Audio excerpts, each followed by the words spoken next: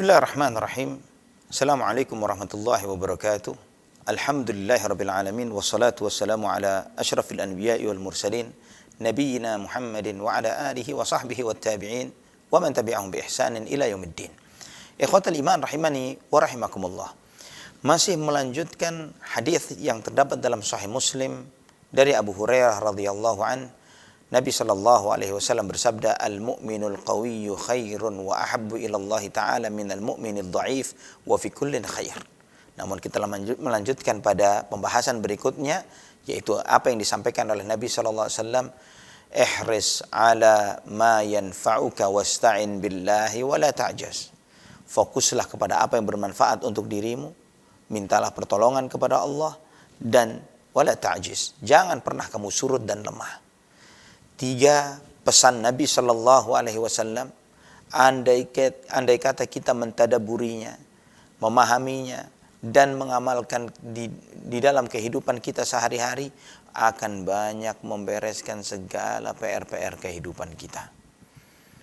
Segala kesuksesan yang sedang kita cari akan terjawab dengan 3 kunci sukses yang beliau Sallallahu Alaihi Wasallam ajarkan kepada kita. Fokuslah kepada yang bermanfaat, mintalah pertolongan kepada Allah, wala ta'jiz, dan jangan pernah lemah, jangan pernah surut, jangan pernah merasa kalah dan gagal. Yang pertama, fokuslah kepada yang bermanfaat.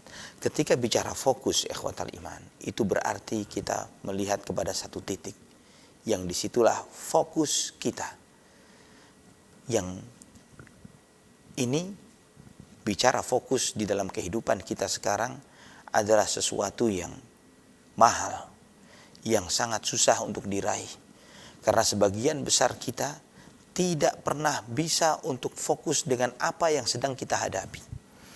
Kita bekerja, tapi kita juga melihat kepada gadget kita. Kita bekerja, namun kita juga melihat pada jawaban-jawaban di media sosial kita. Kita berbicara dengan keluarga kita, dengan istri kita, namun kepala kita dan tangan kita di handphone kita. Dan terus demikian, kita kehilangan fokus kita.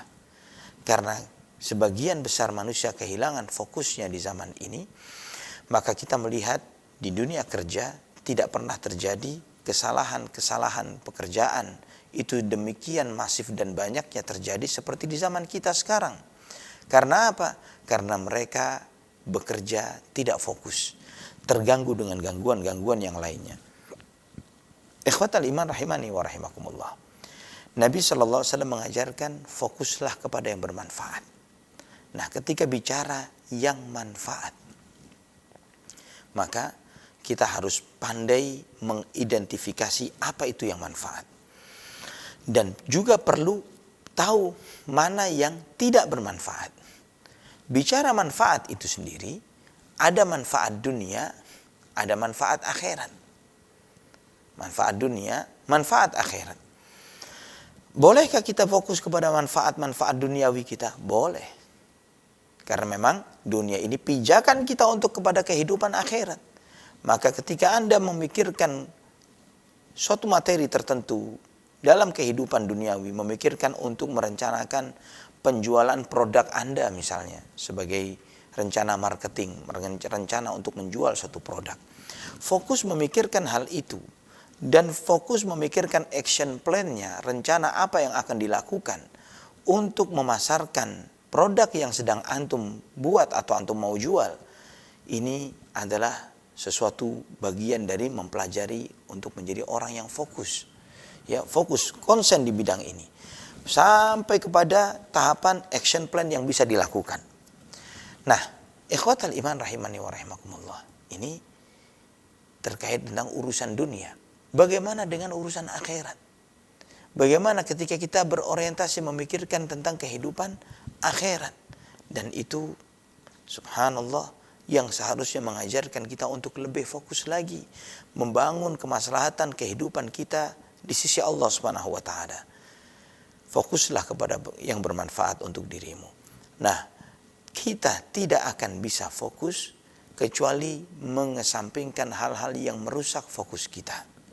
Maka ketika antum sedang bekerja atau beribadah atau belajar, menuntut ilmu, dan yang lainnya, upayakan untuk meninggalkan hal-hal yang memalingkan kita dari fokus kita.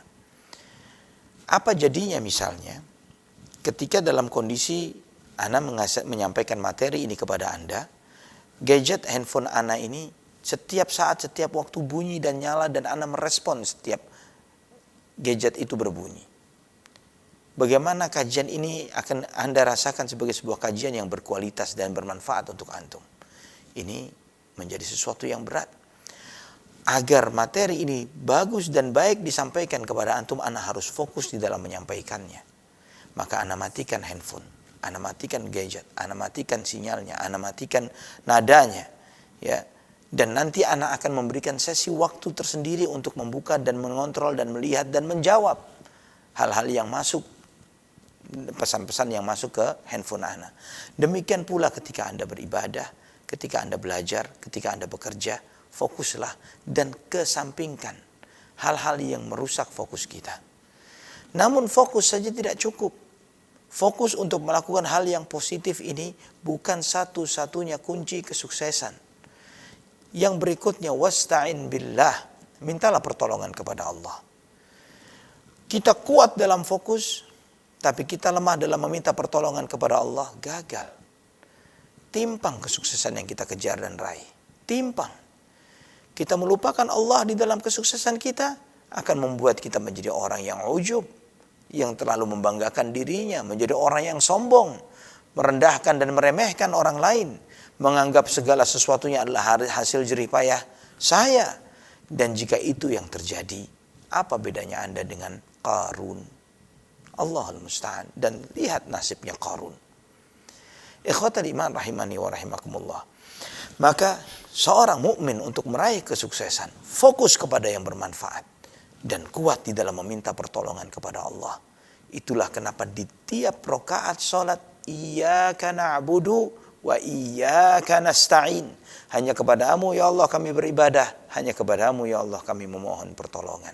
Ibadah itu ikhtiar, isti'anah itu tawakal. Memohon pertolongan kepada Allah, itu bentuk tawakal kita kepada Allah.